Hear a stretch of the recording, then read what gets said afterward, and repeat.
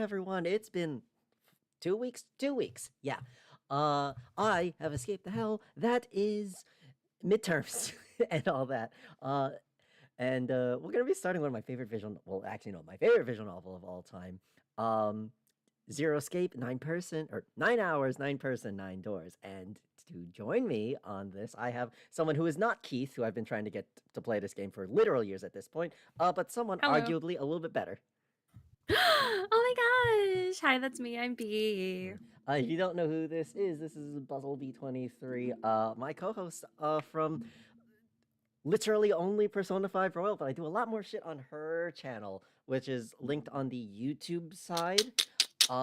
And I think technically, because of how Twitch ads work, is technically linked in the title of the stream. She streams sometimes too here on Twitch, and by sometimes I mean like I in do. recent memory once. Yes. I'm going to attempt to stream every Friday, but it really just depends on how How's much that been working out for you the past 3 weeks? Well, okay. No, I did, and then the week after I had work, and then when I got home I was like, I can't do this. But this coming up Friday, I don't have work, which means I can do things. Yeah, okay then. Yeah, hopefully that does So, happen. And if it does, exactly. I'll retweet or some shit.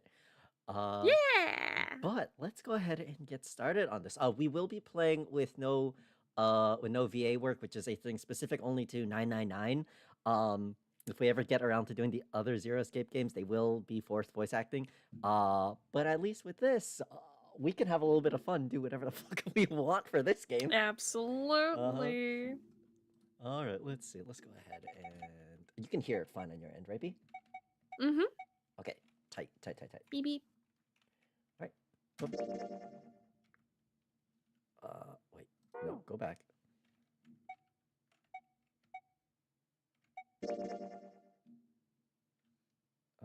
Yeah, we'll just save over shit. It's fine. Game is fiction, blah blah blah. Normal fiction plays. Yes, novel and adventure. We will be playing on novel mode, which is the original version of this. Okay.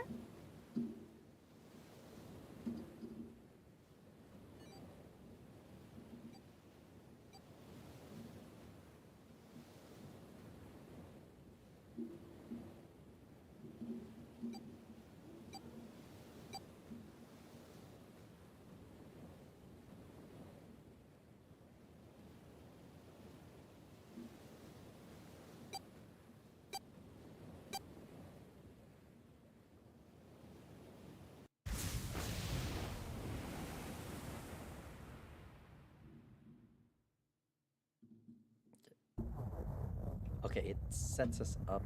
Oh no, it does. If I could have you do the narration, B. Sure. A loud noise startled Junpei startled Junpei awake, and his eyes snapped open. What? Junpei. Yeah. So Sorry, whenever, that's yeah, it's yep. it, No, it I it's realized it. I realized it it's after I gonna said it. take a little bit of getting used to, because no novel mode is a little bit weird because it doesn't put like what are those colons? Yeah. Okay. All right. I can do this. What the? As they adjusted to the light, he realized shit. that okay, never mind. Ow! It's okay. This better not be on like. Okay, I don't think there's an auto. Ow! With a crack, Junpei's head connected with something metal. He rolled over and threw his hand to steady himself, but he found himself groping in empty air. Whoa! His balance lost, and his still fuzzy mind struggling to understand what was going on, Junpei tumbled down to the cold gray floor. Nope. Go back. Ow! What the hell? Junpei glared around the room, still trying to determine where he'd woken up. The fall had shaken the last cobwebs of sleep from his mind, and finally he understood where he'd fallen from. A bed? A 3-level bunk bed, in fact. Junpei had fallen apparently from the topmost bunk. I fell pretty far. That really hurt. His shoulder hurt, his knee hurt, his hip hurt, his entire body hurt. He could feel a bump forming on his forehead where he'd slammed it against the low ceiling. Damn, my eyesight's kind of blurry. Must have hit my head. No, wait. That's not it.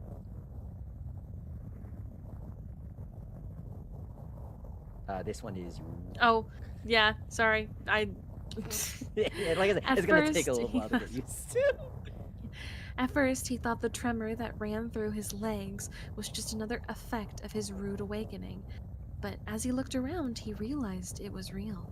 Hello, Delilah. How are you doing?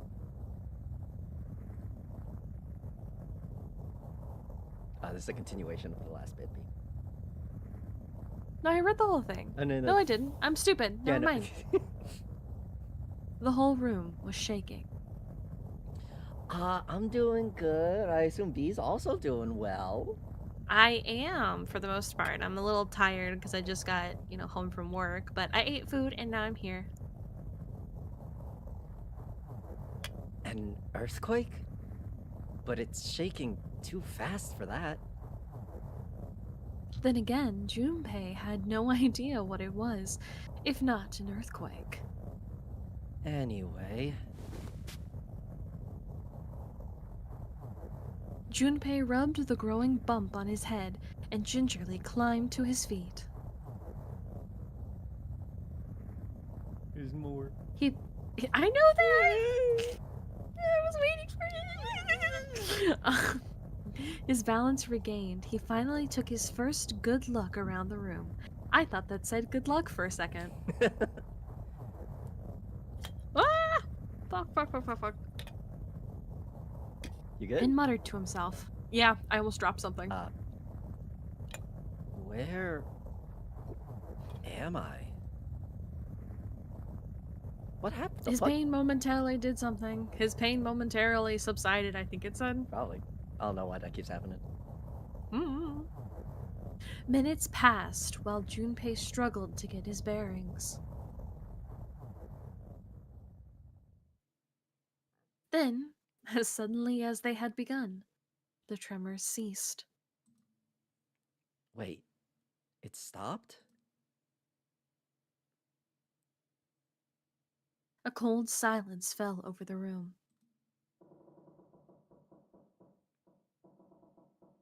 From somewhere far away, Junpei could hear the sound of metal squeaking. What's that sound? In an attempt to distract himself, Junpei looked around the room once more. There was a stove that looked more antique than functional. The 3-level bunk bed had mattresses that were so thin that they were little more than blankets.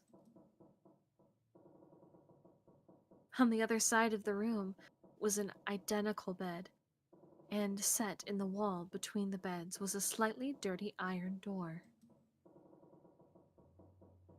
That's... The first thing Junpei noticed about the door was the number roughly emblazoned across it.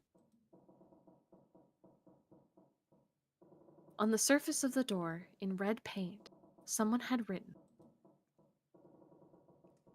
5. 5? What's this 5 mean? Suspicious and still utterly confused, Junpei approached the door slowly. Do you know what this reminds me of? What? This reminds me of the opening to Danganronpa. That's so fair. Like the first one? Mm-hmm. A little bit, yeah, actually. Yeah. I mean, like where he wakes up and he's like really confused on what's going on, and so you like look around the room and things like that. I mean, they're both Spike Chunsoft games, so just different directors.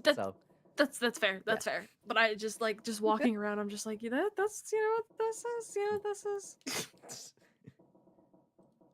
Oh my lord. Standing at last in front of the door, Junpei grabbed hold of the L-shaped handle. A push yielded no movement, and a pull the same result. Won't open.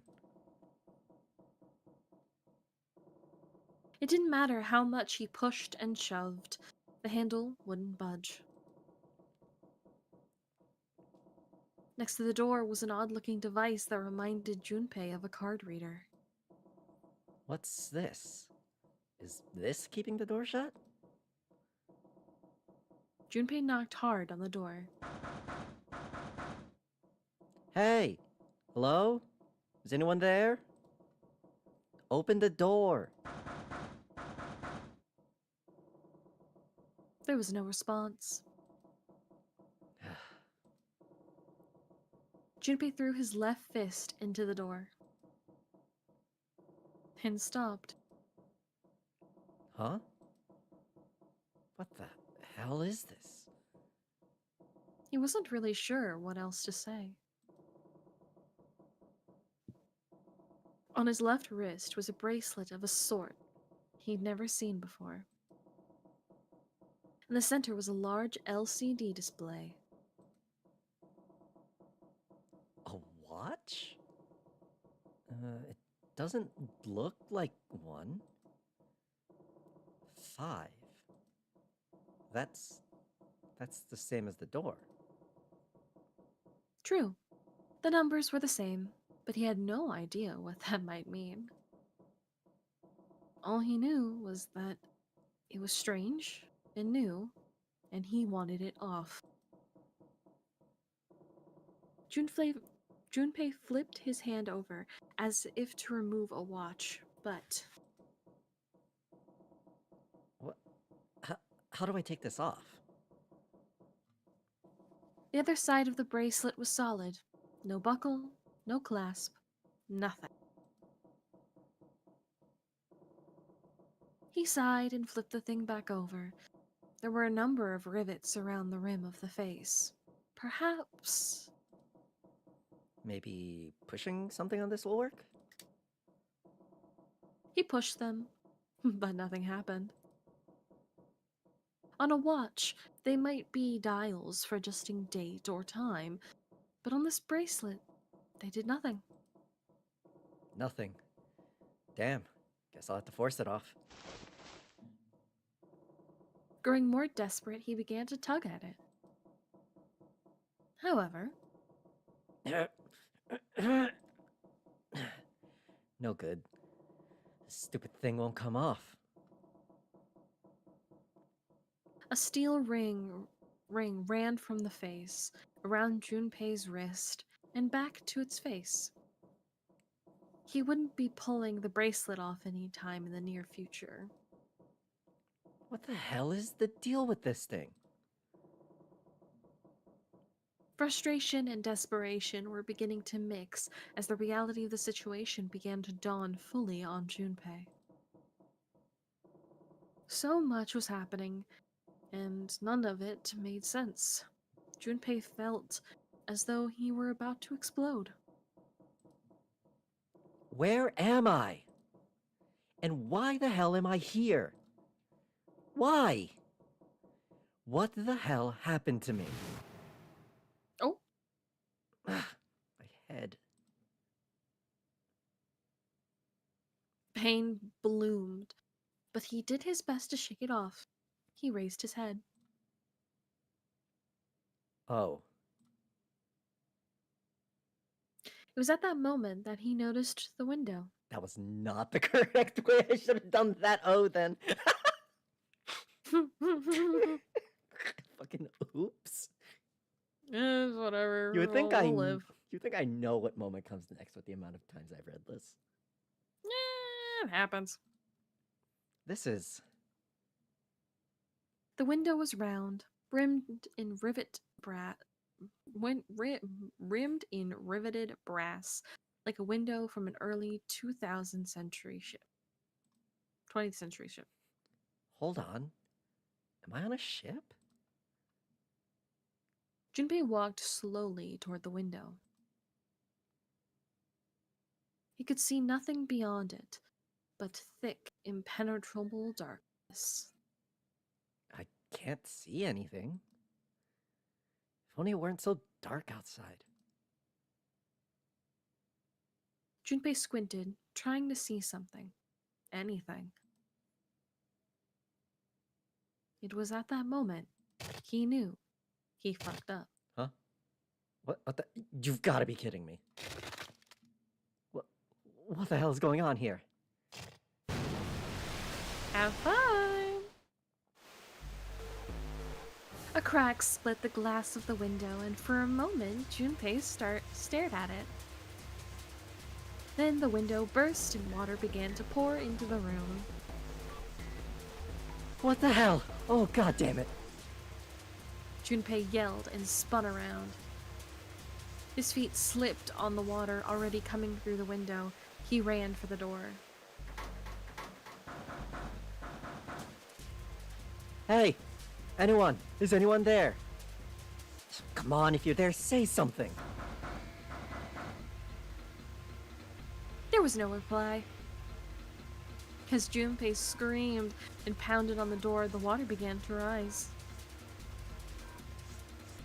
It was now ankle deep on the floor and rising quickly toward his knees.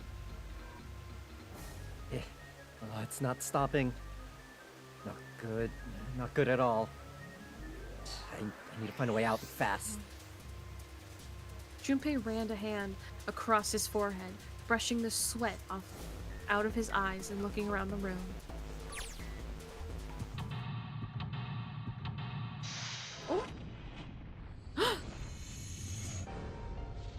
So, Seek a way out. this is the second half of the game. Basically, this game is split into two sections, the visual novel sections and the escape room segments.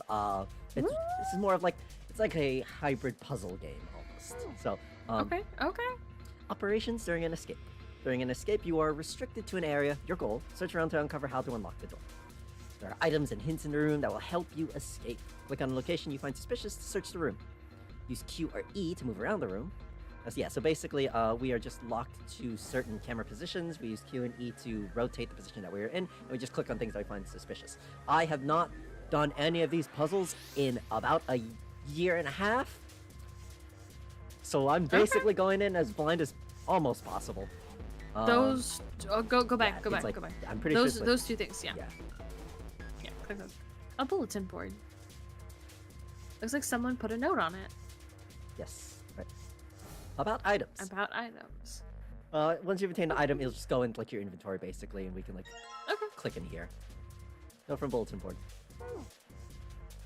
Investigate with an item. So basically, we have something in our hand, like every point-and-click adventure game, basically. Unlike most of my gripes with most other point-and-click adventure games, this game doesn't really have a lot of the weird esoteric things that normal point-and-click adventure games have, and that's what I appreciate. Yeah, and like we can switch by hitting V basically, but we only have the one thing. So, picture frame as well.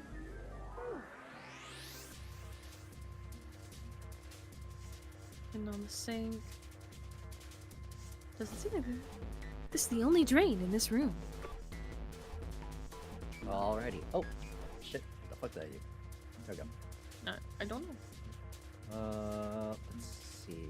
Think around here as well. This is the door to the stove. Well, it opens easily enough. Sure wish the door to get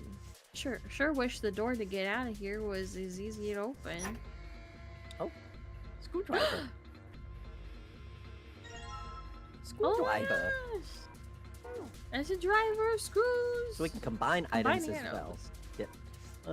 It's just like, basically we go into the items, and then we just hit combine, and then we click something else we want to combine it with.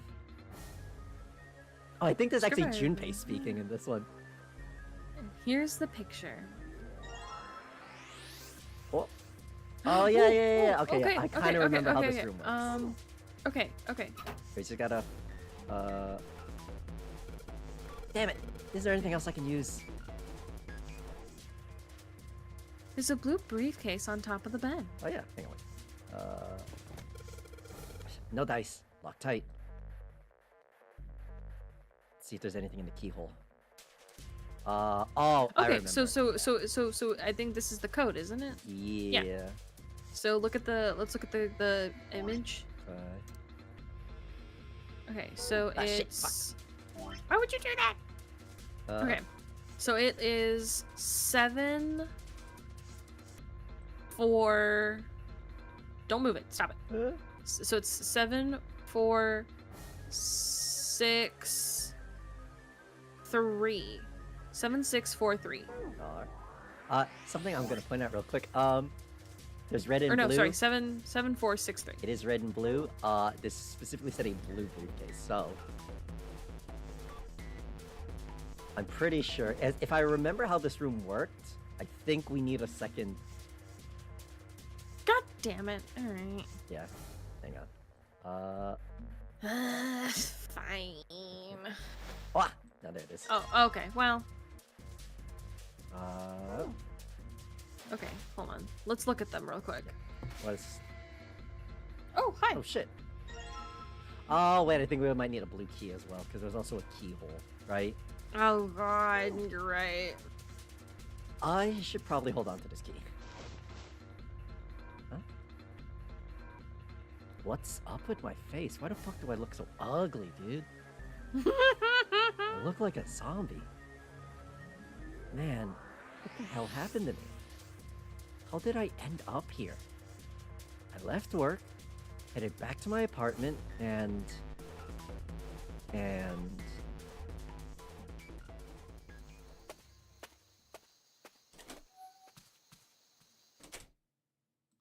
Wait, there we go. Here we go. Oh god, we skipped so much. It was past midnight when he came home. Junpei shuffled up the stairs and opened the door to apartment 201. Inside was his apartment, a small one-bedroom affair that ran him about $630 a month. He moved into it when he entered college, and so far, he'd only been there for 3 years and 7 months. I'm back. Not like anyone will respond. He stepped inside and turned on the lights. The fluorescent lights of the ceiling blinked and flickered slowly to life, as if waking from a deep slumber. Man, work was rough today. Their cold light illuminated the landscape he'd come home to so many times before. Everything was as he'd left it. The magazines piled up in the corner, the textbooks collecting dust, the CD cases covering the floor, the jeans and t-shirt he'd worn the day before, then tossed onto the floor. There was one thing that didn't belong, however. Huh? A breeze? The white curtains framing his window swayed gently in the cold wind. Huh? That's weird. Did I leave that open? Junpei walked towards the window, trying to remember if he'd closed it or not before he left. One of the panes was hanging open. He stuck his head out and looked around. Huh. I mean, everything looks okay. Nah, I must have forgotten to close it. He closed the window. Then it happened. Oh! Huh? Junpei turned and found himself face to mask with a man dressed in all black. The man wore a deep hood and a bulky gas mask. His face was entirely hidden. Who are... Suddenly, he couldn't finish. Junpei tried to yell, but all he could manage was a strangled croak.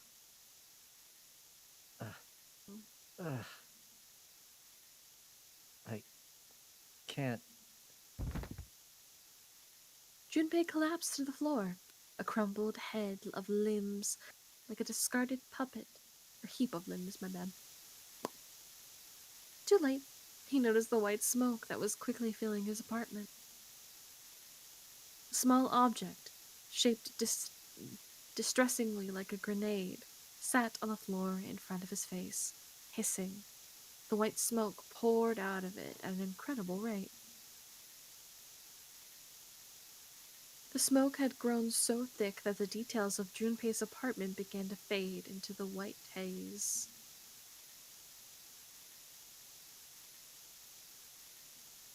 He could feel his mind begin to fade as well, a white haze that was not the smoke creeping into the edges of his vision. Oh, icky.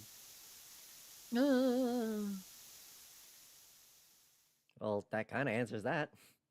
Mm. For all intents, because there's like only 3 female characters in this game, I will have you do the masked person as well. Okay. Consider this a privilege. You have been chosen. A, a rasping voice whirred onto the gas mask, out of the gas mask. It was cold and harsh and distorted in some Junpei couldn't put his finger on. You are going to participate in a game. The Nonary game. It is a game where you will put your life on the line. That was the last thing Junpei remembered. The white smoke overpowered him, the masked man faded from his vision, and he felt his consciousness fall away into the white mist. That's right. The guy with the gas mask. That son of a bitch must have taken me here. When I get my hands on him. He ground his teeth in frustration and strained to remember anything about his attacker's figure. Well, I guess there's no way to know if that was a man or not. The voice had been cold and mechanical, likely passed through a voice changer, and the body had been covered in a thick cloak. Just who was that? They'd said you have been chosen. What it might mean, that was beyond him. What the hell is going on? Why me? There was only one thing from his memory that seemed important. You are going to participate in a game. The Nonary game. It is a game where you will put your life on the line. It's a nonary game, huh? What the hell is a nonary game? God damn it. With a yell, Junpei drove his fist into the mirror.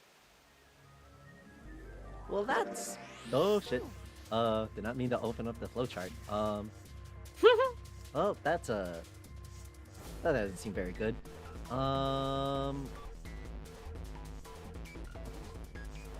It's a pie. There's a pipe at the end of the room. There's nothing on top. I Is there... think, yeah, we've already looked at that one.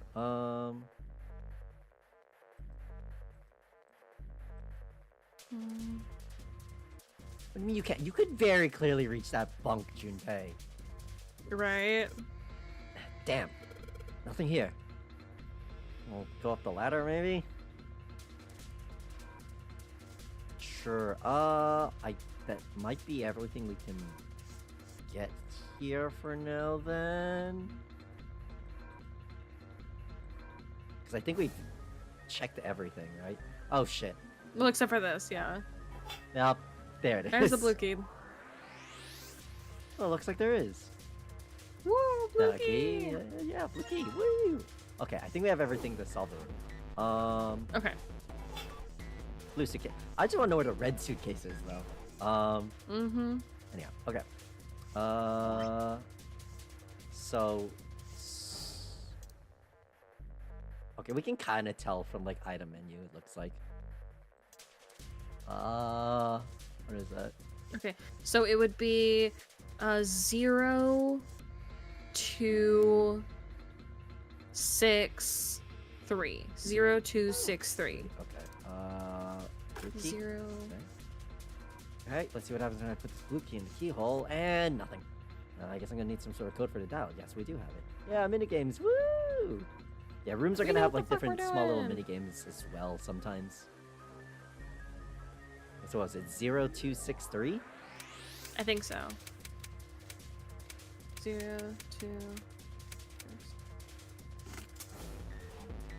Haha!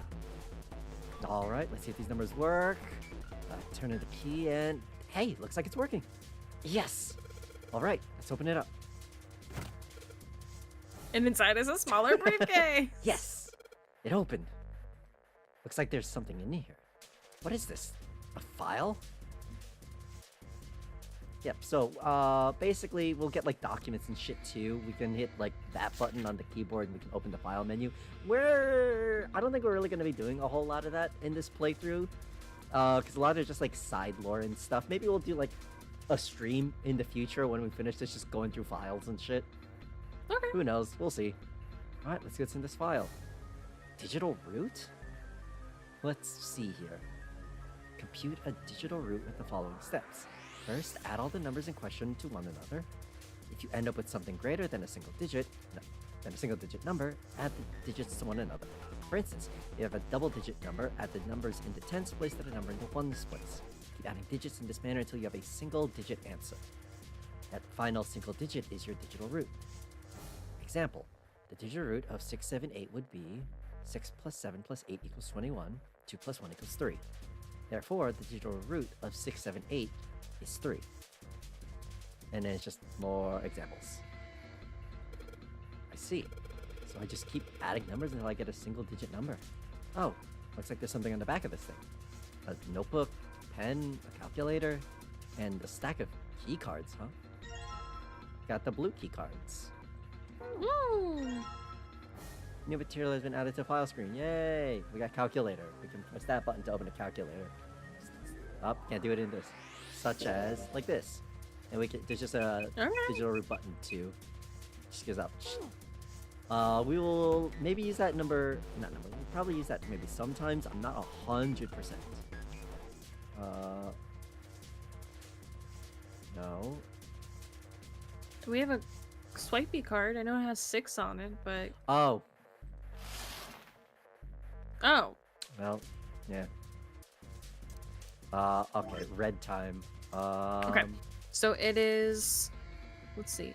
It is 7, 4, 8, 5. 7, 4, 8, 5. Okay. 7, 4, 8, 5. It's like the 7, blue briefcase. 4. Yep, there's luck on this one too. Not open. Oh no! Don't die. Stop dropping stuff. That's fine. I'll live. Yep, same thing. What was it? 7, 4, 8, 5. 4, 8, 5. Yes! I unlocked it. It's opening. Ah, got the red key cards. Alright. Now, there was a thing. Looked like a card reader over here. Oh, wait. I think, as I recall... Nope, never mind. I'm just dumb. These cards with numbers on them. I'm pretty sure this is where I'm supposed to use them. Alright, let's light these cards and see if they work. And... Huh? It's not working? Why? Damn it. No, that's right.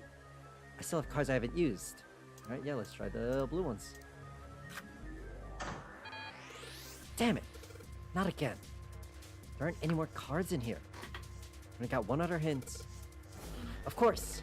The files! That file says something about a digital root? A digital root. The digital root, huh? What am I supposed to do with... Oh, there's a 5 on the door. Do I have to get a digital root of 5? I'm not really sure about this. Ah, whatever, it's worth giving a shot. Let's see if this works. I'll just slide the cards that give me the... No, they give me the digital root of 5 through the reader. Alright, yeah, so this minigame is basically we're just trying to get a digital root of 5 at the cards we have. So we switch okay. the cards. Okay, so we need it to be a double number, so what we're looking for is 14. Or like, yeah, That's what we like, need. That'd be like 14, 23. I think those are the only like things that we could potentially make. Okay, so 6, 7, 8, 9. So that's 9, 10, 11, 13. 12, 13, 14. We don't have a 5, so that's out. So 7, 10, no, number 4. that's So 9. 8, 9, 10, 11. Wait, right? It's 14. 14 or 23? Yeah, 14, 23. So 8. So that's 9, 15. 10, 11, 12. No. Oh, 8, 1, 2, 3. I think. Oh, no, we have specifically Or no. 3 cards. Oh shit, you're right. 9, 10, 11, 12. Okay, so thankfully it like So puts 2. it down there. Oh, that's so helpful. Okay, no, so that goes 8, to 9, 15. 10, 11, 12, 13, 14, 15. It's No, okay. 16. Do 1, 6, 7. Aha! I'm so smart. Alright, I think this is gonna work. There we go. That's a new noise. Huh? Did it just unlock?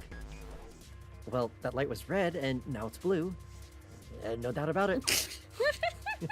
There's nothing keeping me in here now. Time to go.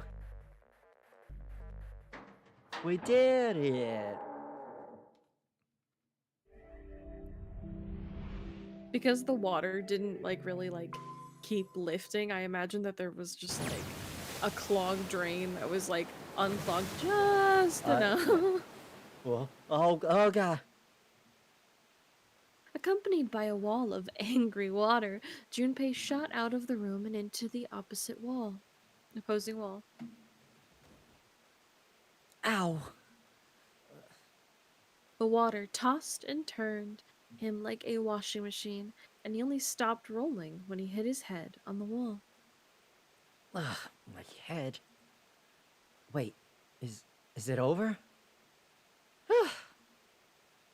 That felt too much like being flushed down a toilet. Damn. How would you know what that is, Junpei? Junpei struggled to his feet in the still rushing water. Well, better than drowning, I guess. Am I in a hallway? The water that had followed him out of the room was rapidly pouring out of the door. It flowed quickly down the hallway and slammed into the foot of the short flight of stairs. Oh? Just 5 steps, in fact. And at the top of this short staircase Was another fucking door. That shit. A door! Another door! Damn, this water. Let me go! Junpei leapt up the stairs, straight for the door. Yes, it opened. The door burst open and Junpei exploded out of it, only to freeze in his tracks. What other possible response could there be? Could there have been to what he saw? Are we on the fucking Titanic? What the hell? His voice trailed off, and all he could do was stare. A polished floor stretched out before him, ornate staircases rising up from the edges. Each one of them is equidistant? What the fuck is that? Equidistant. Equidistant from the others. I hate that. The stairs and pillars were solid wood in art nouveau? whatever the fuck, Yeah, it's embellishments French. and decorations. We hate the French. And decorations covered the walls and pillars. It looked like nothing so much as the entrance to a luxurious mansion in the early 1900s. This is the inside of a ship? Junpei couldn't help but wonder. Well, the water quickly filled the hallway behind him, suggesting that yes, he was. As he looked, a fresh wave rolled out of the room he'd been in, gathering speed as it moved towards the stairs. yeah, that's what I thought. This is totally a... Wait, what the hell? A wave? Shit, I gotta get out of here. Junpei spun around, his wet shoes squeaking in protest on the polished floor, and ran toward the tremendous staircase in front of him. C-deck?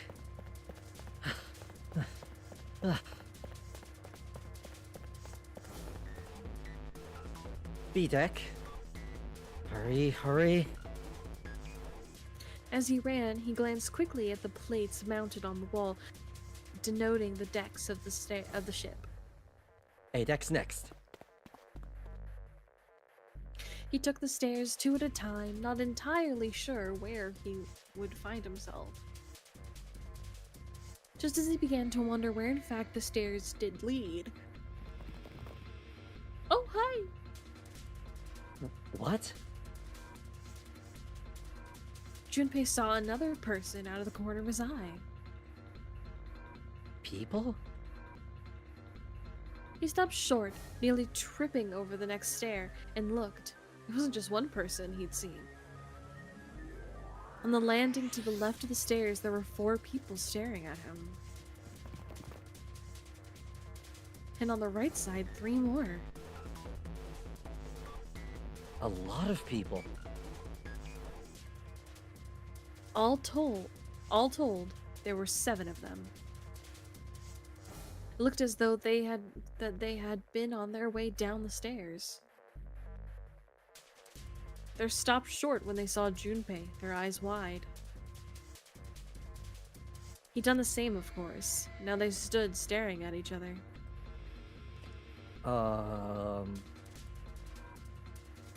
Junpei didn't move, one foot placed awkwardly on the next step in the middle of a stride. Who were these people? This entire interaction lasted only a matter of seconds. The woman spoke to Junpei, and time began to move again. Oh god, I gotta decide what she sounds like. Yeah, completely up to you as well. I know, that's the thing. I don't know if I should give her an accent or something. What vibe does she give you? I know, that's the thing. Part of me wants to make her Russian, I think. Alrighty. I'm gonna make her Russian. I guess there's another one of us now? A dancer? The woman was dressed, Junpei thought, rather like a dancer. Her clothes covered very little, and her prodigious jewelry little more. No, I'm not. You better get moving. With no further ceremony, she ran straight past Junpei and towards the doors behind him. Well, okay then. The sudden proximity of a woman with such striking assets left Junpei momentarily stunned. The others wasted no time and quickly followed the strange woman. Silver hair? Eh? The first to pass Junpei was a young man with silver hair. He threw a quick glance in Junpei's direction as he ran, muttering. One of us, huh? What? Nothing. Following him was an older man, his face calm and without fear. Soft wrinkles sprouted from his eyes, and he came close enough as he passed for Junpei to see wisps of gray in his hair. His composure and shock of hair struck Junpei as rather like that of an elderly lion. Going up won't do you any good. There are 2 doors, but neither of them are open. Hold on, the doors won't open? The next to speak to Junpei was a girl with pink hair and a high voice. Oh, thank you for letting me know. I appreciate that. Come on! Aren't you coming? You gotta hurry! Her small hand was wrapped around the wrist of another man. His eyes were closed, almost as though he were sleeping. His features were graceful, almost serene. And he was dressed rather elegantly for someone his age. Something about his posture seemed very refined, and Junpei couldn't help feeling he was noble and dignified somehow. He'd certainly never seen one, but this man seemed like what Junpei had always imagined a prince would be like. That's 9 of us, then. All the cards are in hand. What does that mean? Junpei opened his mouth to ask what the other man had meant, but the girl with pink hair rushed past him. What? Wait! And they're gone. Just what is going on? There's an old man like a lion, a girl with pink hair, and a prince, and I have no idea what they're talking about. He turned just in time to see 2 more people running toward him. One of them had hair like a bird's nest and looked as though a stiff breeze might topple him. And the other was a veritable mountain of a man. Huh?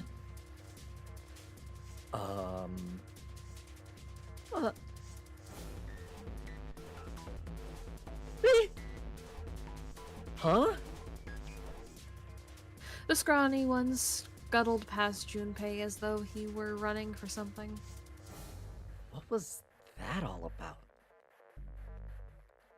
Hey, what the hell are you just standing there for? Didn't you hear him? The doors on A deck are no good. We gotta check the doors on B deck. Got it? Now go! Before he had a chance to respond, the man laid a massive hand on Junpei's shoulder. With no more effort than Junpei would have used to brush aside a fly, the man shoved him out of the way. Whoa? Thrown off balance by the man in recent events, it took Junpei a few steps to get his bearings. He finally regained his balance and looked up at what the other 7 had been running toward.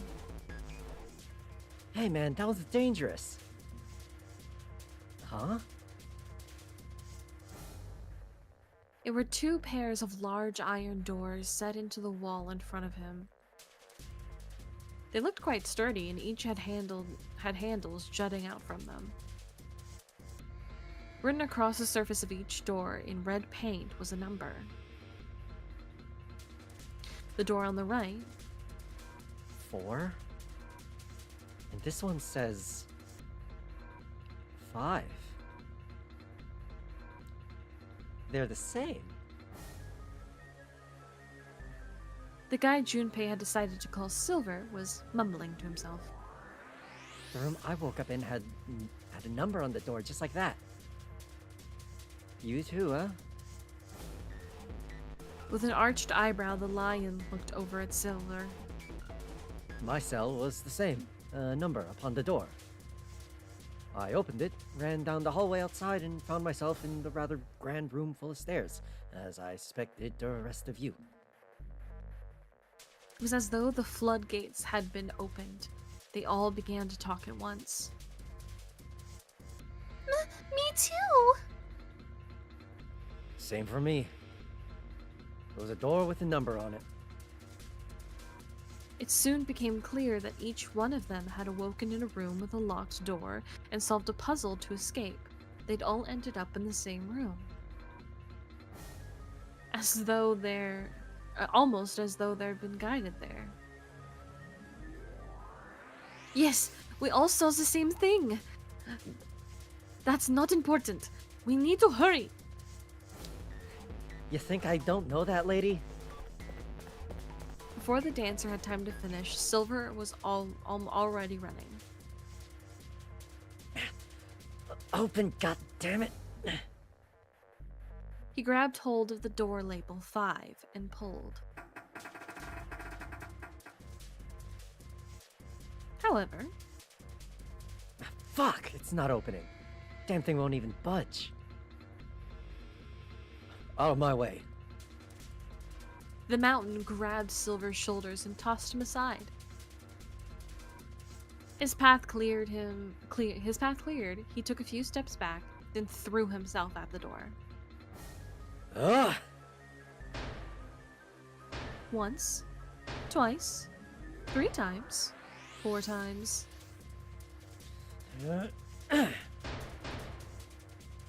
The door shook as his body slammed into it, but showed no sign of breaking or opening. The mountain threw himself at the door again.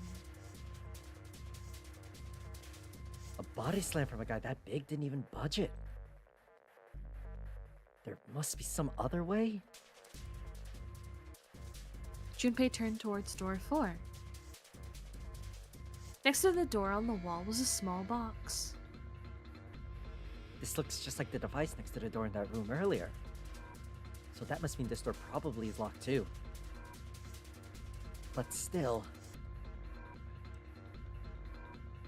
He had to check. Junpei grabbed a handle and threw all his weight onto it.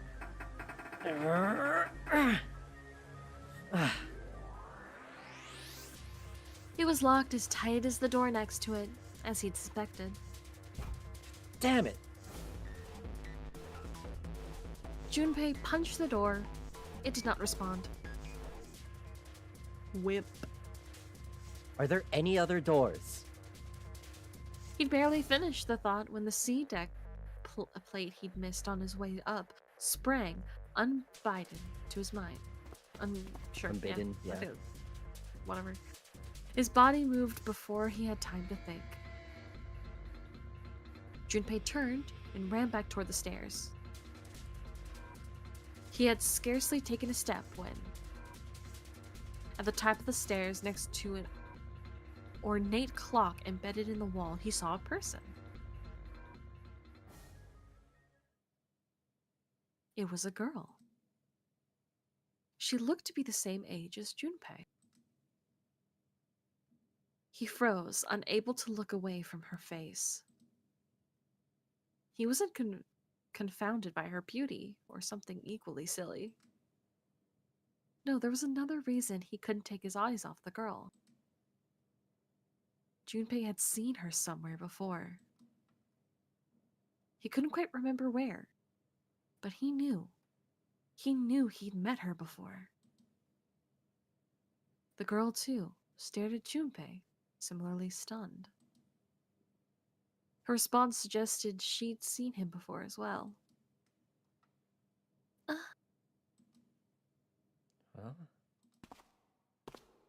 Without saying a word, Junpei walked slowly toward her. She didn't move. It was almost as though she was held in place by some sort of magic spell. As Junpei stepped onto her landing, the spell broke. No sooner had he set his foot down that the whole ship shook a second time.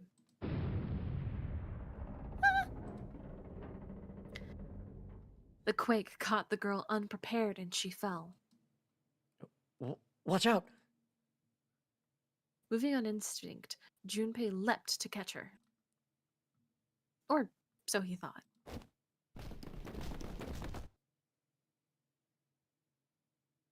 Oh. Her face was far closer than it should have been, mere inches from his own. He was flat on his back, and she had landed squarely on top of him. The girl seemed as confused as he did, and her face suggested she still hadn't fully recovered from seeing him. For a moment, they seemed to stretch of that seemed to stretch of for a very long time. They stared at one another. The ship stopped shaking. Everything was quiet. Oh, give me a quick second. Let me go ahead and just ban this user real quick. You should mod me so I can ban people. I should. I really should. Hang on. Where's your face? Should I say hi? Hang on. I found it. Okay. I don't know how to do that. I'll teach you how to do it later. Yeah. Okay. Yeah, we'll do it later. Yeah. Oogie. Anyways.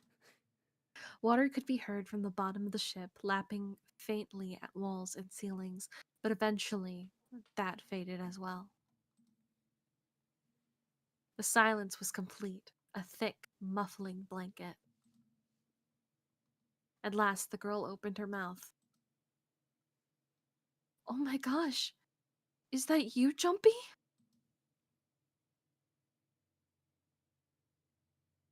Jumpy. Jumpy. Her words echoed through Junpei's head, and suddenly his memory returned. Akane?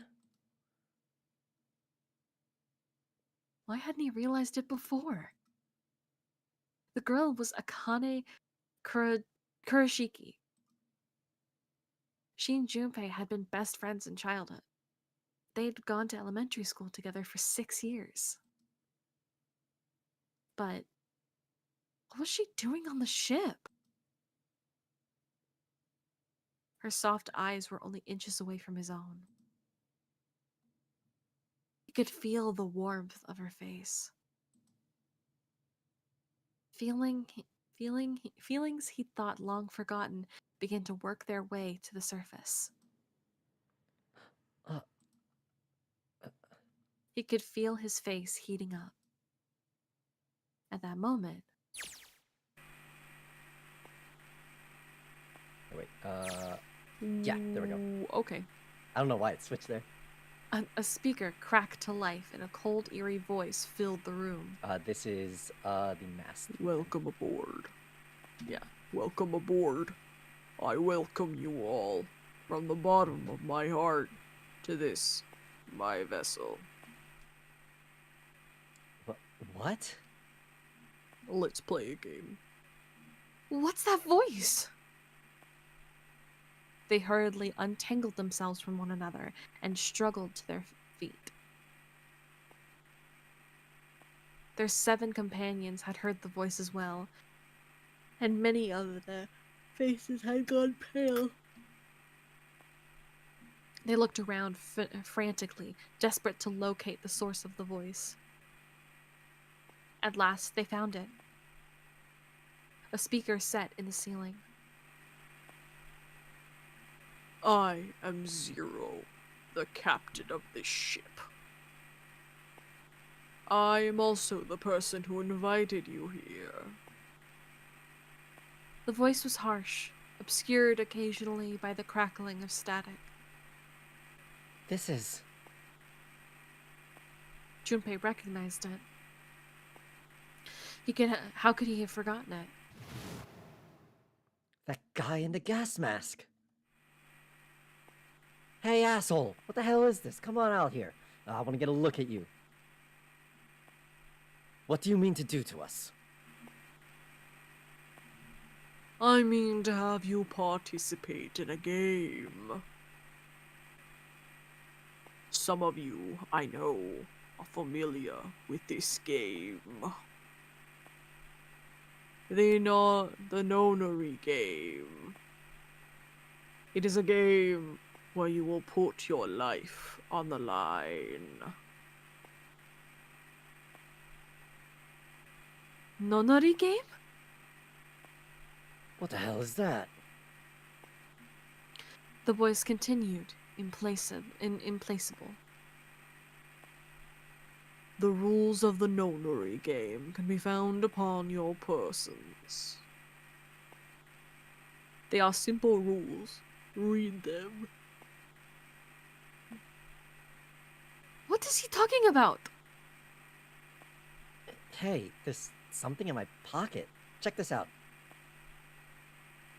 Silver reached into his pocket and pulled out a small slip of paper. The rest of them reached into their own pockets and pulled out a similar slip of paper. What pocket does the dancer have? the booba pocket, you know? Right? Granted, I will say, as a girl, I carry a lot of things in my bra, but like I feel like that is not a good bra to be carrying things Yeah, in. no, that's not really a bra. That is like a top. Yeah, that's a bikini bra at best. Yeah. Junpei followed suit and dug into the pocket of his pants. He felt the telltale crumble of paper slightly damp from his earlier ordeal. Hey, I got one too. Then it would seem Zero has fit to grace us each with a letter. Would you I get mind that. terribly reading it to us, young man? His request had been delivered to Junpei, who, after the short moment of surprise, did as he was asked. I get it. He's Zero and there's 9 people. I get it. On this ship, you will find a handful of doors emblazoned with numbers. We will call them the numbered doors. Oh, how creative. The doors in front of you are a pair of the same. The key to opening these numbered doors are the numbered bracelets that each of you possess. Should you total the numbers on your numbered bracelets and find that the digital root of that number is equal to the number of the door will open. Only those who have opened the door may pass through. There are, however, limits. Only 3 to 5 people can pass through one numbered door. All those who enter must leave, and all who enter must contribute. So this thing on my arm is a bracelet?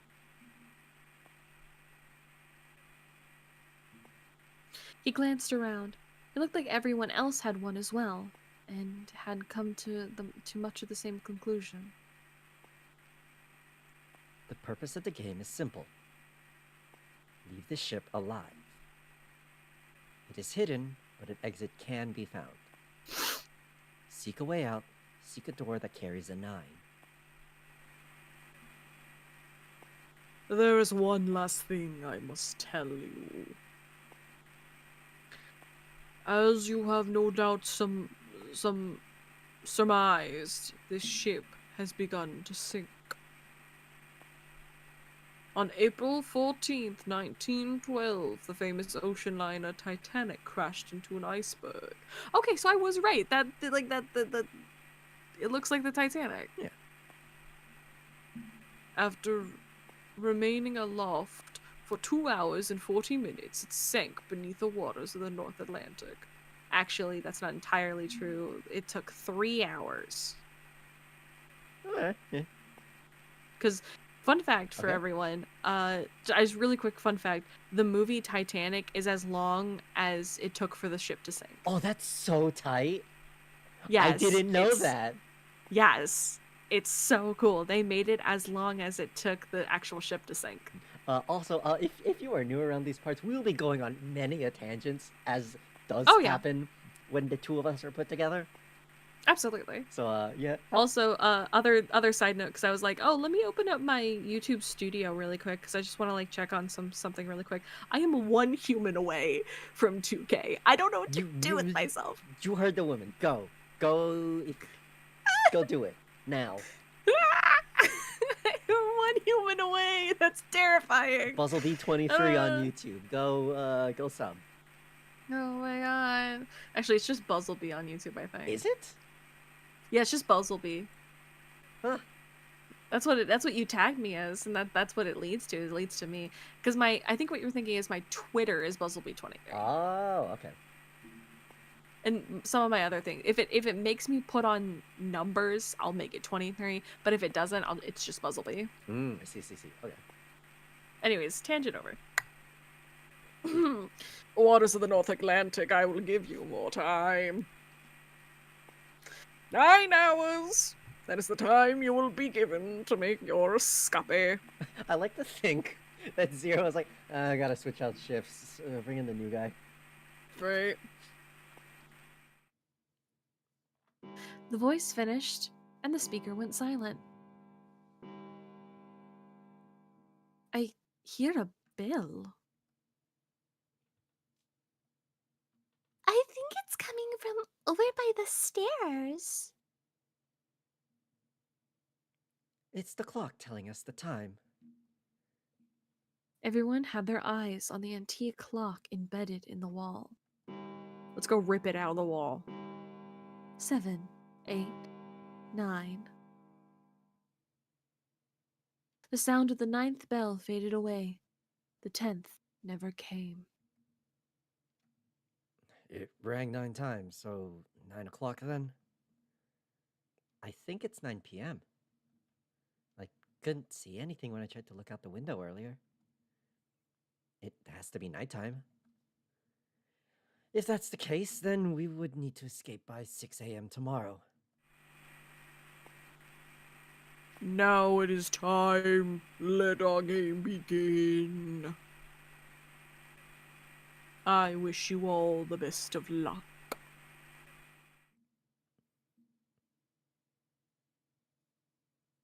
The speaker went silent and did not speak again.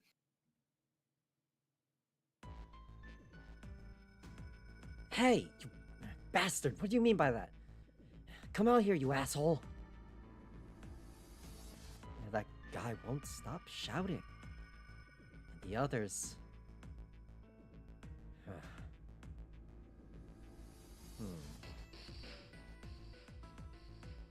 Ugh.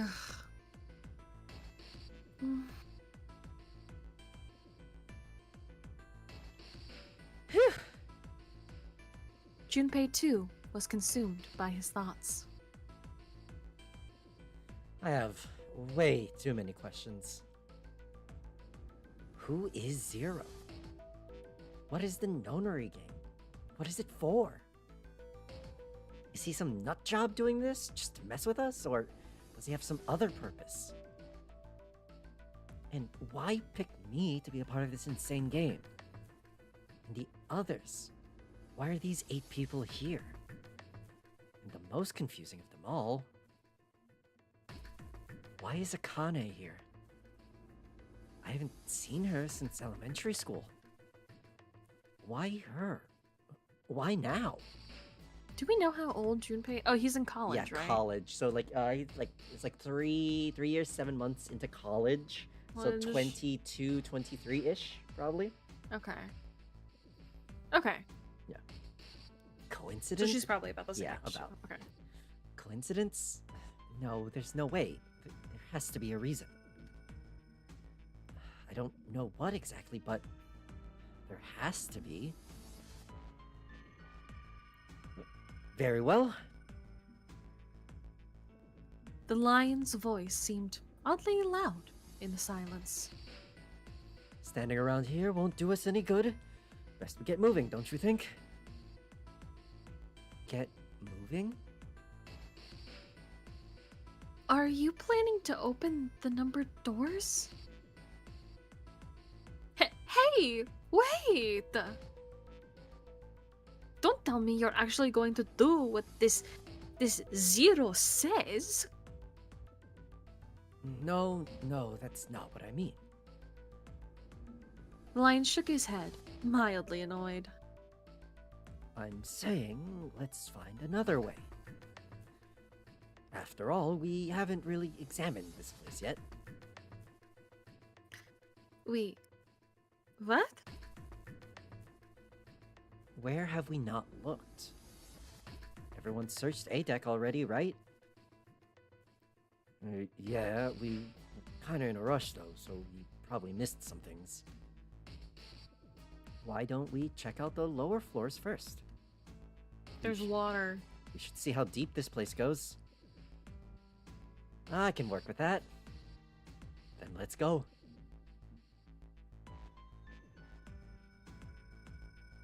Sea deck. Sea deck. Whoa! What the hell? It's completely submerged.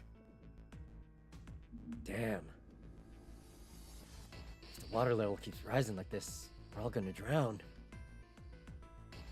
No, I don't believe that's something we have to worry about.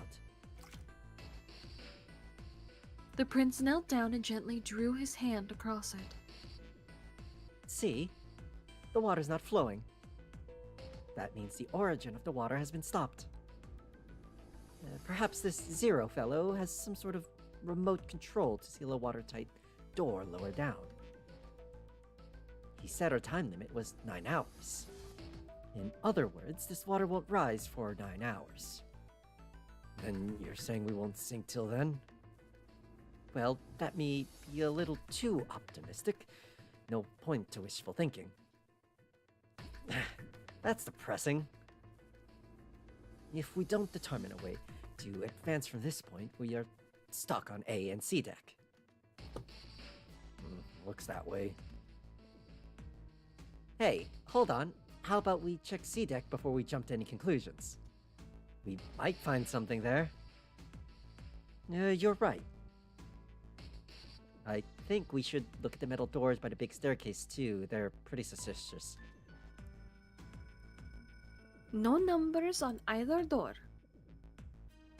And I don't see an authentication device either. Nope. It's locked. This one too.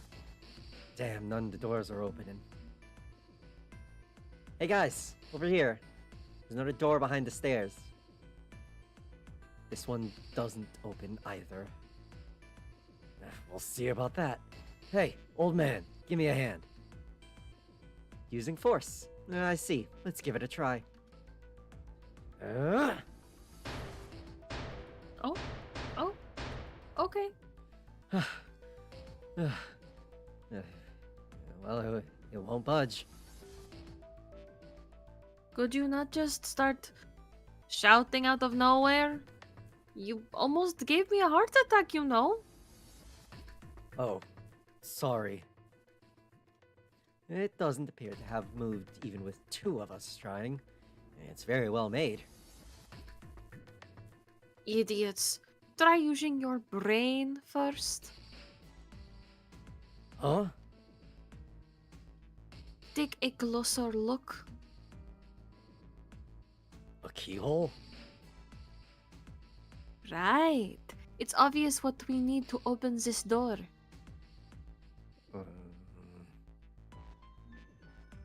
A key, huh? You got a problem? No, I just really doubt we'll find a key that easily. Ugh. Ignoring the tense air between the two, Junpei moved closer to examine the doorknob. What's this? Just above it was a strange mark in the shape of a circle surrounding a dot. There's a mark on it. Does it mean something? Hey, look over there. Look over here too.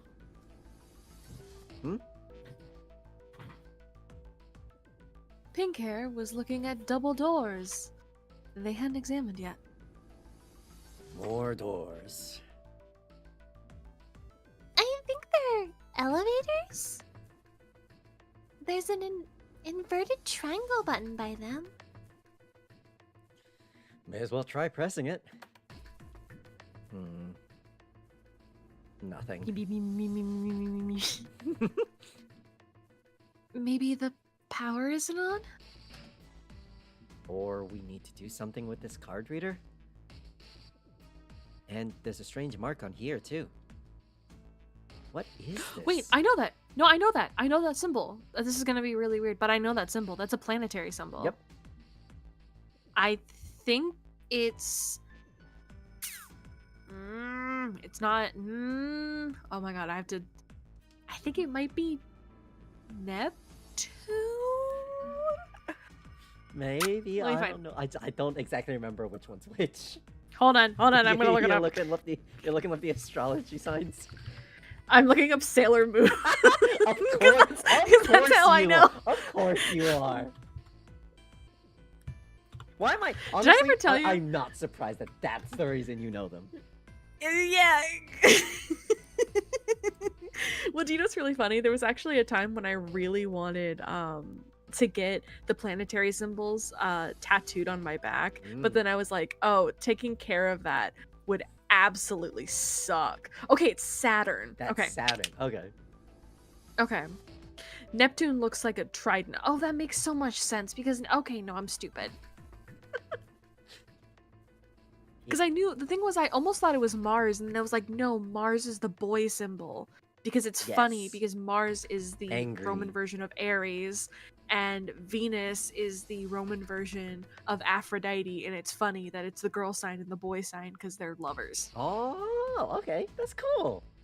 Yeah, and then the Earth symbol, because if you didn't know, Earth actually has a planetary symbol, Yeah. and it's a circle with it's not an X, it's just like it's like a cross. Circle Going cross. through it. Okay. I I think I actually know that one because, like, for some reason, like after like watching FMA, I was like, oh, I'm gonna do a deep dive into alchemy, and I think that is also the alchemical symbol for Earth, like for the most likely it is. Earth's, And planet symbol as well. I'd have to double check, but I'm pretty sure Prince Endymion, who is Sailor Moon's love, who is the Prince of Earth, I'm pretty sure he, the little bind that holds his cape together is the planetary symbol for Earth. Oh. And if it isn't, it should be. So, Yeah. anyways, that's my little Sailor Moon knowledge for you guys. That's my planetary knowledge. This is what I deal with all the goddamn time, guys. You're welcome. Do you want to know the other best part about the Sailor Moon versions What? of it? Is that so all of them that are circles, they change them to be hearts. Oh. So like Venus, like the circle on the Venus symbol is a heart, and then like Mars is a heart and things like that. Any way that they can make it kind of look like a heart is how they do it. Oh, that's cute. However, yeah, and that's with like the main girls, because as you get farther out, it's a little harder to do that. So there's also actually another thing. There's actually there's actually two different signs for Uranus. And also I will never call it the funny version of the name because That's I fucking hate incorrect. First of all, it's incorrect, and second of all, I fucking hate it. So okay, I'm done. That's my knowledge for okay. you today. That's my planetary knowledge for you today. It looks like a lowercase h with a dash drawn across the upper stem of the H. Oh my god. Junpei stared at it for a while. This is the symbol of Saturn. Thank you, Akane. It's an astrology. It's an astrological symbol. Then the mark on the other door? I think that was the sun symbol. It is the sun symbol. We saw the same symbol on ATAC. We did. I don't remember that. Hey, Deck, huh? Well, I haven't been there, so I wouldn't know. We may as well check again since we're talking about it. Lion's words urged them on, and they took the stairs up. There, the two doors next to the stairs. The one on the left had a keyhole with a similar symbol engraved on it. That's Earth. Yeah, she's right. It looks similar to what we saw downstairs. This is an Earth symbol. The horizontal line symbolizes the equator, and the vertical one represents the prime meridian. Did you know that? I Yeah. I knew this specifically because of this game. Oh, okay. I did not know that otherwise. I knew about the equator. I always forget about the prime meridian. Barely everyone remembers the equator. No one remembers the prime meridian. It's because I don't like. No one talks about Yeah, it. it's like the prime meridian really is only like important for like measuring angles. Yeah, exactly. Because everyone knows about the equator because everyone's like, oh, the closer you get to the equator, the hotter it is, the less like thing da da da da. blah blah blah blah, blah whatever. I see. Junpei looked up at the ceiling. Hmm? The ceiling. Metal plates? It's as if it's covering something up. Perhaps it was a dome of some kind. I wish we could get out through there. Be realistic. We need a lot of explosives to open that up. The windows, too, they're all covered. There were... There were several windows along both sides of the ship. Or at least, there had been. They too were covered with metal plates. In other words, please be true. In other words, I love you. I couldn't help myself because I was listening to the song earlier today. I'm sorry, I couldn't help myself. No, you're fine. You're fine. That reminds me of earlier today. Like I was singing the Our Disease song from fucking Kimberly Akimbo, and my boss was helping us do some things, and there I am just putting things in a binder without even realizing it. I was just like, our disease. She's like, are you okay? I'm like, musical. I was like, there's a musical that I went to recently.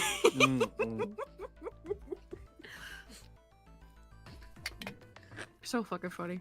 Anyways, in other words, In other words, we're trapped. All the exits go nowhere.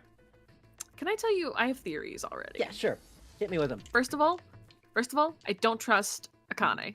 Okay.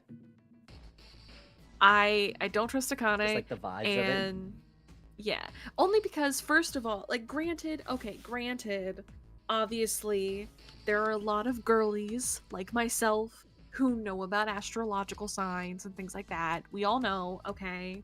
However, I don't trust that she and him know each other and are here. I don't, like, a little weird, because either it's gonna go the Danganronpa way or she's Zero, okay? Like, not quite sure, but something weird's gonna happen. I don't fully trust her. And then also, this isn't less of a theory and more of just something that I thought would be funny, is that they're not actually in water right now, and that they're just in, like, they're on a, like, recreated boat. And that's why the water is allowed to, like, lift and, like, can stop, because they're basically in, like, a glass dome type thing where he can just pour the water in and then stop it, like Zero, you know? Yeah. I mean, too bad we saw a ship in, like, the literal, like, first 5 seconds of the game. Well, that doesn't mean that that's like... I missed that, I think, Yeah. so... Did you turn away from the screen? Like I think I probably, when it flashed onto the screen, I was looking at something. Yeah, like the first So- like 5 seconds were like a ship like sailing through water. Oh, well, I missed that. I think But you still, it even would be asked, really is that funny. the Titanic? I might have. No, I asked, is that the Titanic, when he opened up the door and the stairs were gotcha. there. Okay. Because that looks exactly like the stairs from the movie Titanic. Oh, gotcha. Okay. So, also, I don't know if I ever told you this, but I've only ever seen the movie Titanic once, and I didn't even watch the full thing because it was on live TV, and it was like 30 minutes already into the film, and even already like 30, maybe even 40 minutes into the movie, I still cried at the end. You know, I mean, that's honestly so fair, though. Like, my brother looked at me and he was like, you didn't even see the full movie, and I was like,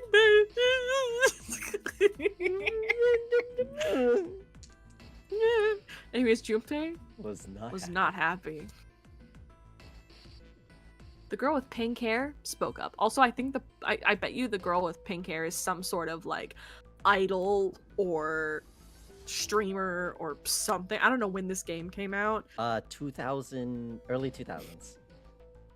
So if she's like an idol or some sort of like girly pop in magazines, that's the vibe. Especially considering she's wearing headphones. Or earmuffs? I don't. I guess. I'm gonna be real. I don't even know. I don't know what these are. I'm gonna guess that they're earmuffs just because they have that design on them. Yeah. But like, I don't think have no they idea. had wireless headphones at this point in history as well. Also. I don't think so. So so they're just awkward earmuffs. Yeah. They're a statement piece. Well, I'm sure they go somewhere. We just can't open them. Obviously. Then, the mountain spoke. You don't know that. Ah, no. Ah, shit. Yeah, it was bound to happen. You're the mountain.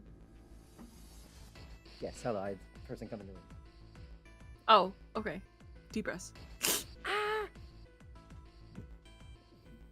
I mean, either way, I almost like choked on water anyway. So.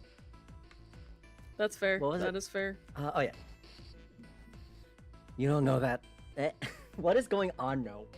I lost the groove. I don't know. I lost the groove. Are you? Yeah, no, I'm No. good. I'm good. Ah! You don't know that. For all we know, they just opened into the walls or take us in circles. The prince did not agree. No, I'm sure they go somewhere. Otherwise, what point would there be? And we can open them. Well, 2 of them, at least. You mean the numbered doors? All eyes turned toward the doors with numbers on them.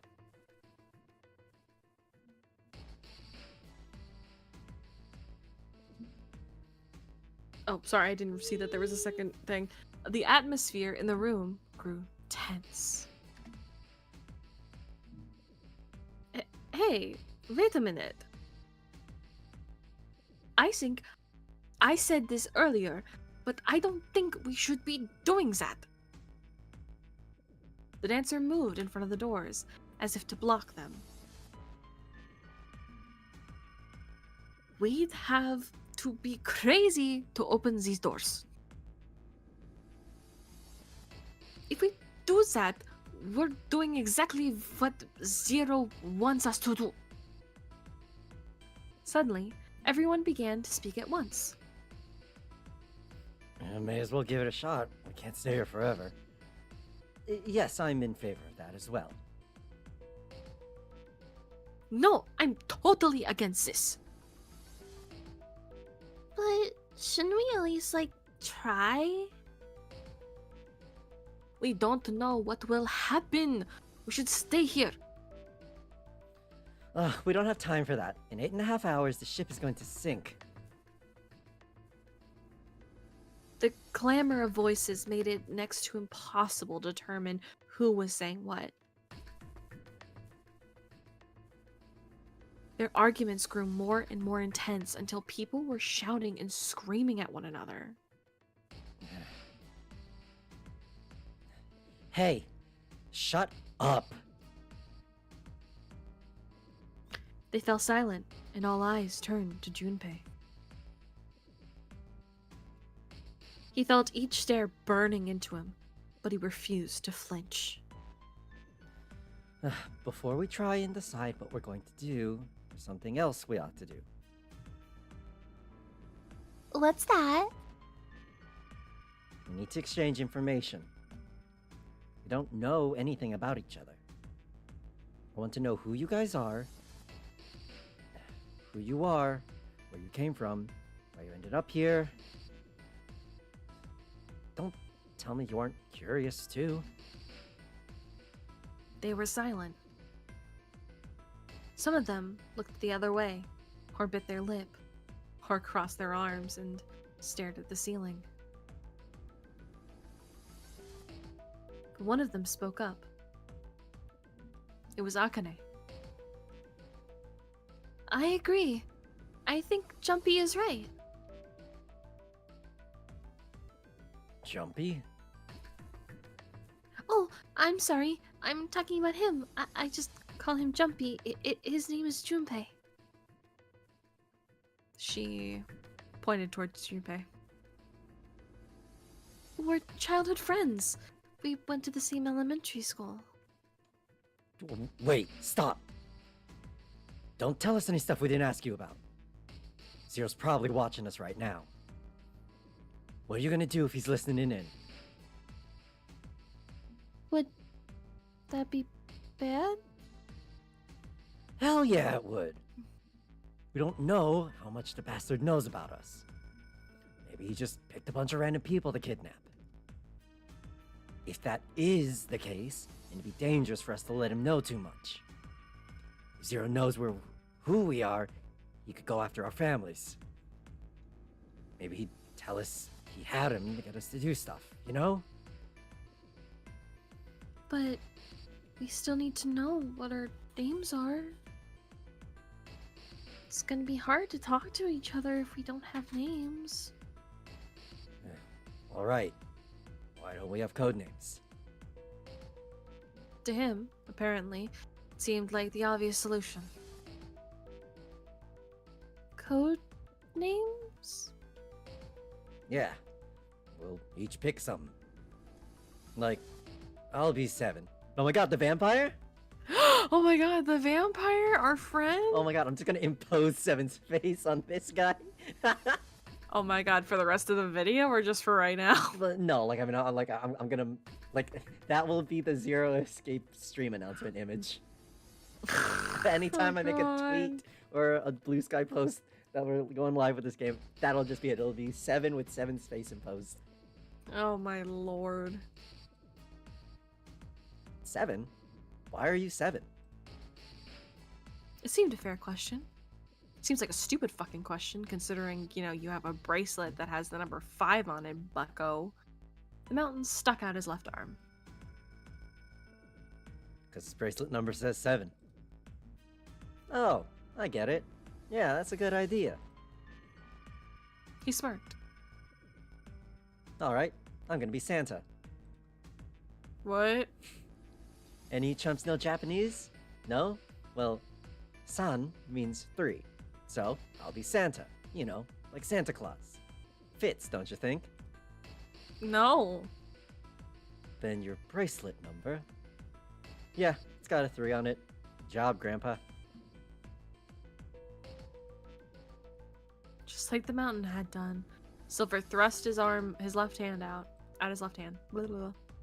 Sure enough, the face on his bracelet read 3. Man, Santa just exudes fuckboy energy, you know? Honestly.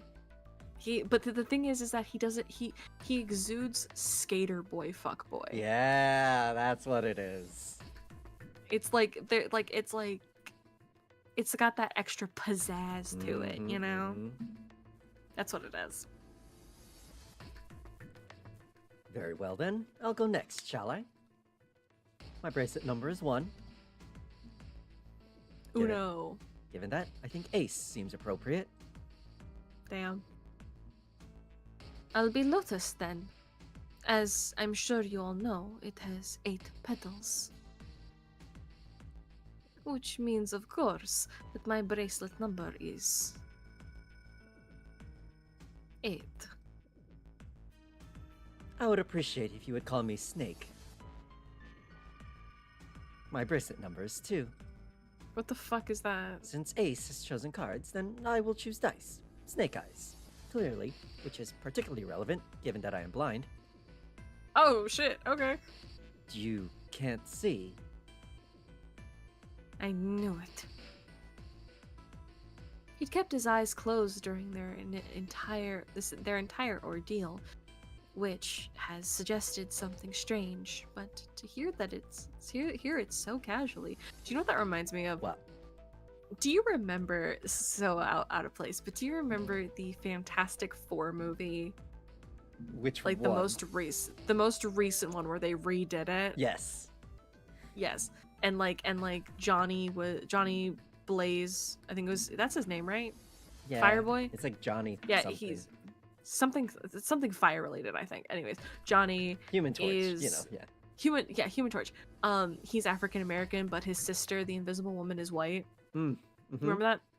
There's literally a scene where our boy Mr. Fantastic is like, so are you adopted? Like, because you and your brother aren't the same skin color. And she's like, yeah. And then, like, that's it. That's it. That's it. That's the conversation. But the thing is it's like, it is the most uncomfortably awkward. Like, it's one of those things where, like, you know that they tried to make it really casual, but it does not come off as I casual. mean, that would just be an awkward ass fuck conversation to have. Like, I'll have to find the scene because, dude, he literally is like, so you adopted? And she's like, yeah. He's like, and then he kind of has like that, like, cool. Oh, okay, yeah. And it is the most uncomfortable. That whole movie was a weird experience. Yeah, it really was. Because the only reason they made it was so that way they could keep the rights to it, because it was still a Sony film. Yeah. Similar to like Spider-Man. Because then Marvel bought it. And that's why we are now getting the new Fantastic Four film, which I'm really excited about. It looks so good. I love the Adam Punk aesthetic. I love the like 70s feel. Yeah. And the fact that the Thing is in the stupid like The stupid little almost, jumpsuit. Not just the jumpsuit, when he's hiding himself and he looks like fucking Raphael Oh. from the old Teenage Mutant Ninja Turtle movies. I love it. It's I am great. so love here for it. It's- Oh my god. I'm very excited. I love the old, like, the 70s aesthetic. I love it. I'm here for it. Good shit. Anyways, this man is blind. It was something of a surprise. Everyone seemed a little nervous at the prince's proclamation, but no one seemed to know how to react to it. Me next! There was one person, however, who didn't seem to be surprised in the least. The girl with pink hair. I bet you they're both idols, right? Mm. Like, I feel like they're both idols, probably from the same, like, company or something, and that's why they're so close. Okay. I feel. Because if her nickname is... If his nickname is Prince, like, if they think that he's a prince, like, he's gotta be some sort of, like, idol, I think. That's my current working theory. Okay. And if they're close enough, then they probably, like... I don't know, I feel like if they're close enough to, like, for her to, like, be able to hold his hand and things like that, like, they gotta... Either he's her manager, or they're both idols. Okay. So, anyways, I want to be Clover. You know, like a four-leaf clover. Good luck, right? Looking almost bored, she held out her left hand. The face of her bracelet showed the number 4. They'd come around to Junpei. He held out his bracelet. All right. My number's 5. So my code name's gonna be. Well, I have one. It's not like there's any point to it now. The dancer cut him off in mid-sentence. I mean, we all know your name already. You're Junpei. Oh. They all nodded. Akane stepped forward nervously. Then you should all call me by my name too. Because, I mean, it doesn't seem... It doesn't seem fair to Jumpy. Yeah, you're thinking it's not cool to hide your name after you told us his?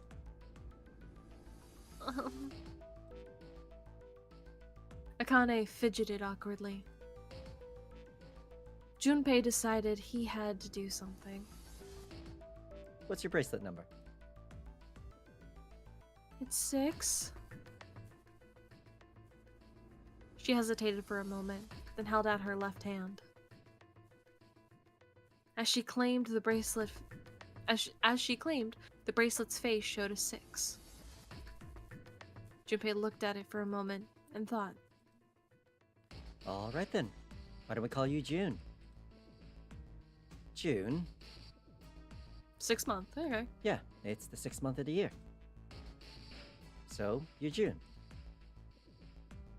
Jumpy. Akane kneaded her hands and looked up at Junpei, uncertain. He smiled back at her, reassuringly. Are you good with that? Yeah? She thought about it for a few more moments, then seemed to come to a decision and gave Junpei a small nod. Okay then.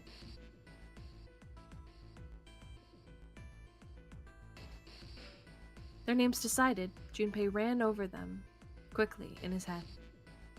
So, this is how everyone breaks down. 1 is Ace. 2 is Snake. 3 is Santa. 4 is Clover. 5 is me. 6 is June.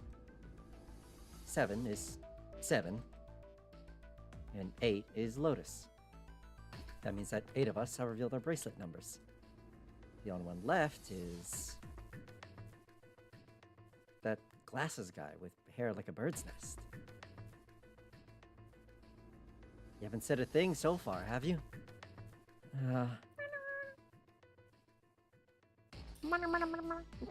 His skin was pale, his breathing was heavy, and he was soaked with nervous sweat. His behavior seemed very suspicious, or perhaps simply emotionally unstable. It was difficult to tell. Whatever the case, it seemed clear that he had only a fingertip's worth of a grip on his sanity. The girl with pink hair, Clover, walked up to him slowly. She put her hands on her hips and eyed him suspiciously. What number are you? He didn't answer. His bloodshot eyes twitched from person to person, and his breath came in hot pants. Hey, I'm talking to you. The man licked his dry lips with a shaking tongue and spoke with a voice like old paper. Isn't it obvious? There are 9 people here. And you know numbers 1 through 8. I'm the only one left. So you're 9? Yeah. He extended a trembling arm. The bracelet did indeed say 9. Clover looked at it contemptuously? Yeah, I think. Contemptuously. Okay. What's your code name? Code name? What do you want us to call you? We all made up names. You should too. I don't need one. Why not? Because I'm not going to stay here with you. He took a shuddering breath and exhaled. Clover looked at him with something very like disgust. You've got some sort of plan? I do. Yeah? What's that? You sure you want to know? He's gonna himself. Yeah? All right. Let me show you. I'm Oh going god, to do I don't this. like. I don't like. Okay. By the time they realized what he was doing, it was too late to stop him. The man's body moved like a snake's. In the blink of an eye, he had slid around behind her and wrapped his arm around her waist. Hey, what the hell do you think you're doing? Silver, Santa, leapt forward toward Clover and the 9th man. He was halfway there when Stay back. suddenly the man's hand dove into his pocket. Yeah, I fucking knew it. What? He held it to Clover's pale, quivering neck. If you get any closer, I'll cut her open. Yeah, that's right. The man's smile was neither friendly nor reassuring. Sweat poured down his neck, soaking the collar of his shirt. Clover, are you all right? The prince, Snake's, voice sounded oddly concerned. Yeah, I'm fine. Her voice shook, making her words even less convincing. What the hell are you trying to do? I told you. This is my plan. What are you gonna do to her, you sick son of a bitch? Don't worry. I'm not gonna do anything to her. If she just does what I tell her to do, I'll let her go. He started to move backwards, slowly keeping his grip on Clover. Slowly. That's right, just follow me. Keeping their distance, Junpei and the others followed. Eventually, the man reached the wall. He gave a start as his back touched it, then glanced around quickly and spoke. Here. Verify. Huh? The left. Look on your left.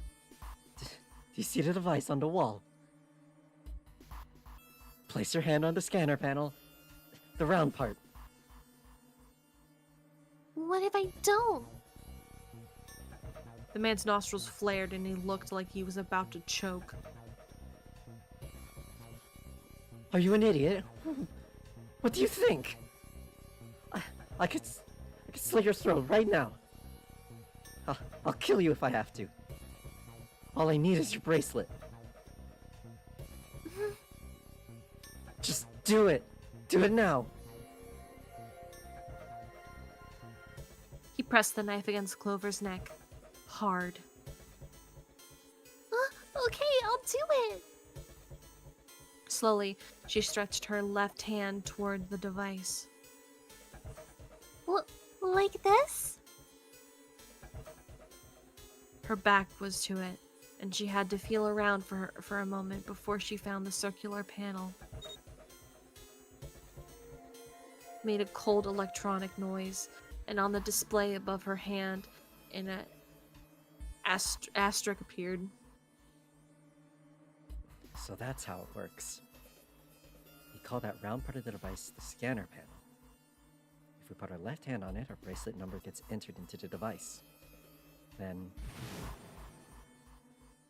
should you total the numbers on your numbered bracelets and find that the digital root of that number is equal to the number of the door will open.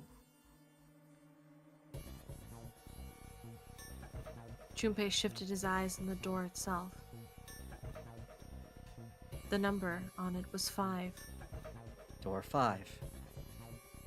But why does this guy know so much about how this thing works? It's like he knows exactly what to do. Good. Good, you're done. Next. His bloodshot eyes crept from person to person until finally, they stopped on the lion, Ace. You, right? You're the one with the number 1 bracelet, right? Yes, I am. So? Then you're next. Just verify your number like this little brat did.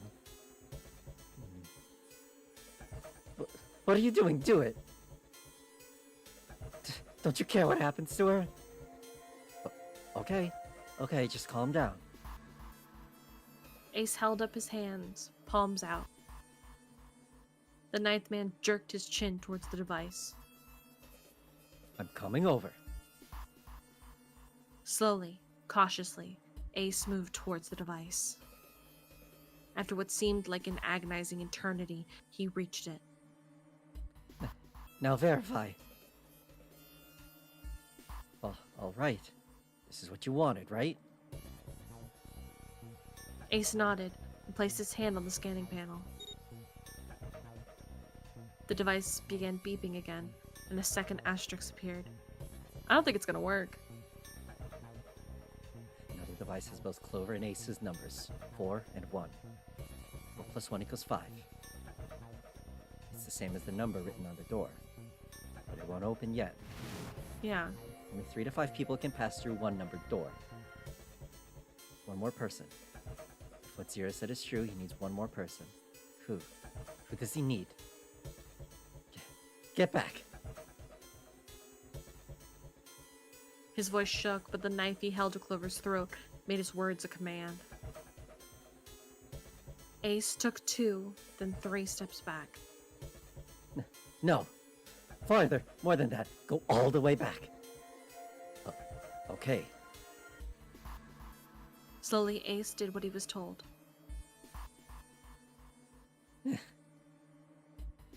The ninth man's lips curled into a curled, twisted, twisted smile. Wait, don't tell me. That was when Junpei understood his plan. Clover's 4 and Ace's 1. Added to the ninth man's 9. 4 plus 1 is 9. 14. Is 14. And the root of 14, 1 plus 4 is 5. In other words...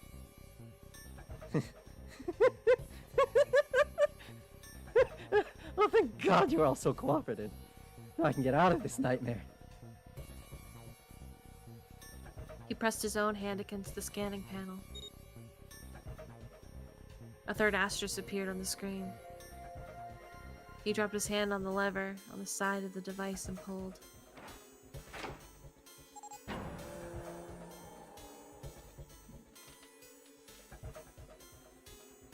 The door opened with a heavy metallic groan. Good. I don't need you anymore. He let go of Clover. Wait! Junpei leapt towards the ninth man, but he wasn't fast enough.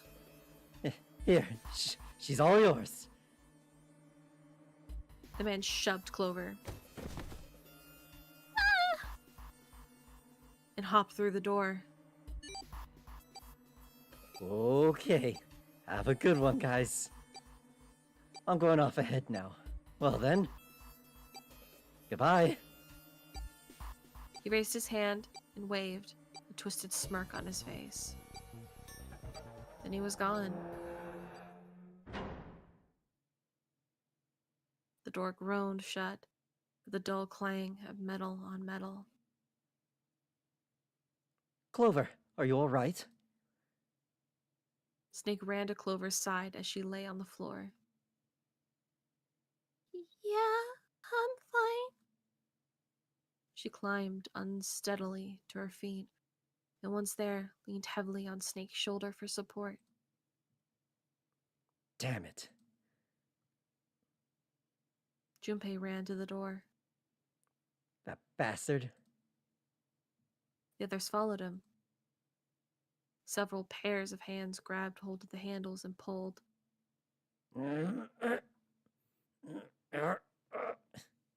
Open, damn it. They grunted and strained, but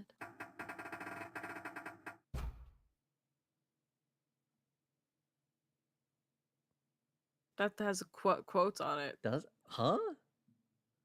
Where? Shit, it won't open. it has quotes on the back of it. Yeah, right but there. like, where's the. Huh? I'm gonna give a guess and say that it's probably 7. Yeah. It seems like a line 7 would Probably. say. That was when Lotus, the dancer, spoke. Her voice was quiet. Do you hear something? Like, what? Like some sort of beeping. Junpei pressed his ear against the cold metal of the door. The others did the same.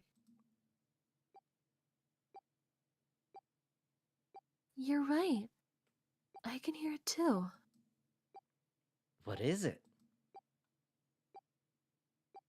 Then they heard something else. It was the ninth man. Shit! Why isn't it stopping? God damn it! You lied! Lied? This wasn't supposed to happen! This is wrong! This is wrong! Explode, explode, explode, explode. His voice shook with fear. Explode, explode, explode, explode. Safe on the outside, they stepped back from the door and looked at one another. What is happening in there? Oh, open the door, please, I'm begging you! Help me, please, get me out of here! Get me out of here! God damn it. Junpei grabbed hold of the device. He slammed his hand onto the scanning panel. I know I keep saying scanning panel, but that's just because I know it's a scanner, but my brain keeps reading it as scanning I mean, panel. it works either way. I know. I know someone's gonna be bothered by it, so if you're bothered Yeah, by they can it, go fuck themselves. yeah, get over it. Nothing happened. Why? Why won't it work? One time only. Engaged? Is it because it's occupied? Oh my god, there's no time left. Listen, I was lied to. He lied to me. He put me in here. It was him. He killed me. It was him.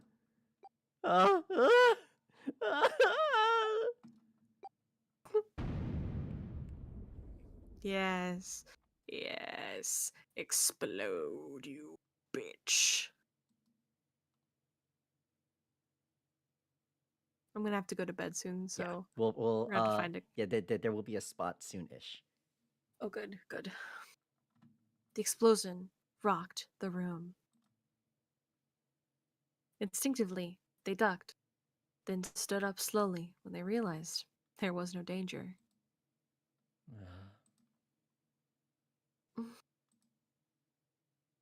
No one spoke. Silence filled the room. A beep? All eyes turned toward it.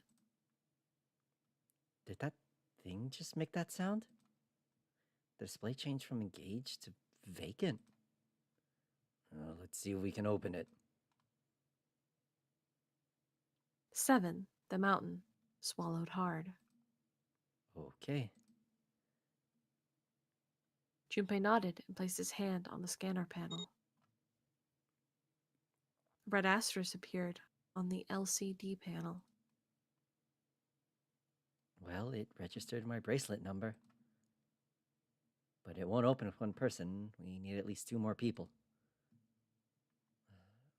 What to do? And I think that's... no, this is what I I meant. think that's your... We will figure out what to do from this point on the next Zero Escape stream. Thank you, B, Woo! so much for joining me Of here. course. I will be streaming again on Saturday. Whether it's more Zero Escape or Monster Hunter Wilds will be decided arbitrarily by me later on this week. But yeah, I don't think anyone is streaming right now. Let me go to Twitch and check. Who's I mean, on Red right now? Muffler Man is... Red is Twitch streaming, is- yeah. Red and my friend Crane is. I'm not following Crane, so we'll send it over to Red Muffler Man. But before we do you want to shout out anything real quick, B? I have a YouTube channel that's Buzzlebee. So, you know, if you want to go follow that and get me past the 2,000 marker, that'd be super duper cool. I also have like a Blue Sky and things like that. So, and also I hope that you guys all have a good day or night, wherever you are. All right, guys. Yeah, I'll see you all on the next stream. And since I still don't have a going away screen, we're just gonna go back to the getting started. Because I'm been lazy and haven't gotten around to doing the thing. So I'll see you guys all in the next one. See you guys later. Bye bye. Okay, bye.